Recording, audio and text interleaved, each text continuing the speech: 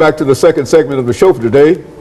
The topic is the population expansion or explosion in Africa, and Dr. LMadu has given us some information in reference to the world's population, and has indicated that Africa, in a real sense, is growing in terms of the world population. Let's pick up where we left off, Dr. LMadu. You know, the United Nations says that in 2050, 7 of the 20 most populous countries in the world will come from Africa. What is frightening about it is that there's a whole lot of leapfrogging in terms of population in African countries. Now, for example, Nigeria has 160 million people today. The United Nations says in 2050, Nigeria will be the 4th largest country in the world in terms of population, with a population of 389 million people. Currently, the United States has what?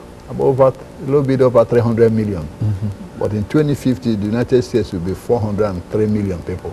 So compare the gap, Nigeria, you know, right now, we are almost twice the size of Nigeria. But then come 2050, Nigeria will be almost close to the United States in population. And that's not far down the road either. That's correct, not far down the road. Currently, Brazil has more population than Nigeria. But in 2050, Nigeria will be over Brazil in terms of population. You know? So these are the frightening statistics. The Democratic Republic of the Congo today has 69 million people.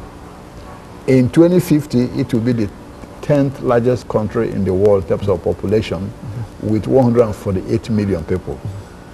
Ethiopia today has about 85 million people.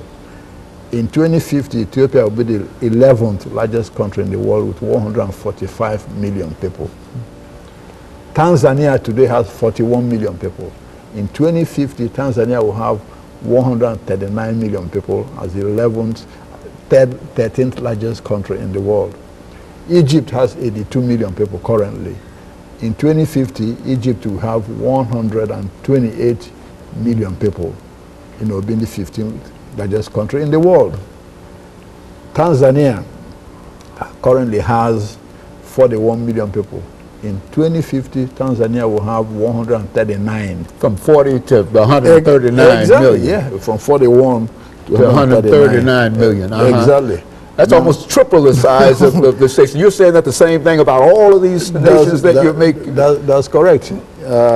Kenya currently has 39 million people.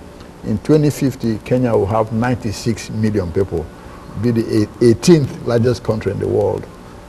In the same year, Uganda, which currently has 32 million people, we have 94 million people. This is almost in a generation, Dr. LMadu. That's what you're saying. That's correct. That, within a generation, that these countries are going to increase their population by 3 times. And is that what we're saying? That's correct, and that's what's troubling, because if you look at the statistics, most of the countries that these countries will leapfrog are larger than they are now in terms of population.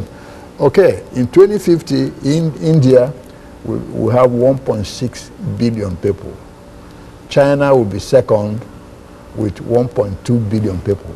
Okay?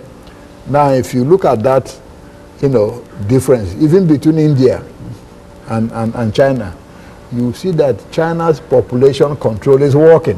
You remember China exactly. China was the first country that hit 1 billion mark, you know, and they've not moved far from there since then, because the one-child policy is working. Exactly, that's the difference you see with the Indian population and the Chinese population. Exactly, that one-child, this thing is working in China. Now, what are the consequences of, you know, population explosion? When you talk of population explosion, you talk of population that is not being controlled methodically in growth. Nothing wrong with population growing, but it has to be controlled, you know, in order for, you know, the basic infrastructure and all these things to work. Now in Africa, you have all these problems. Okay, population affects the economy. When you have a huge uncontrolled population, you have unemployment. You know, unemployment leads to what? Crimes. You know, now the government is not able to feed this population. It goes on what? Borrowing. You know, And then when government falls in debt, the population gets even, you know, more hungry and all this, leading to social and political instability. A lot of these things you see in Africa are related to it. The environment. Let's take our waste management.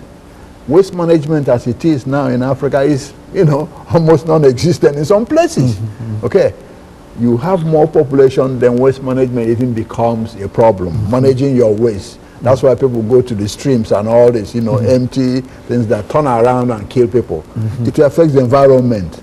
You know, people are cutting down trees in order to build more houses. When they are cutting down trees to build more houses, what happens? You have more pollution, you have more erosion, and then because people are cutting trees to build more houses, less farmlands. That leads to what? You know, hunger and all that. The political side of it, yes, when a population grows, the government finds it impossible to feed the people. Basic infrastructures crumble, you know, water resources get dried up, electricity and all this have to be provided, you know. So there's social and political instability because of the growth of population. For example, some of the wars you've seen in Africa are wars over control of land and resources. Even in Rwanda and Burundi. Rwanda and Burundi are the two most densely populated countries in the world. Okay? So there's always a constant, you know, fight over land. You see, over land. And that triggers what? A lot of, you know, insecurities, a lot of tensions, and you have all this, you know, people explode. So a lot of those problems we see in those countries, apart from the, you know, ethnic thing, is a, you know, a fight over the resources of the country. Now, having said that, what should some of these countries in Africa be doing in order to contain the, you know, control the population? They can adopt the Chinese method, you know.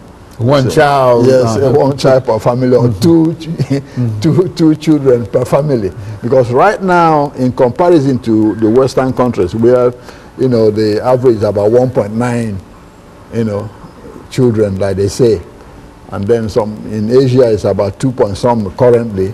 In Africa, it's 5.5 or so.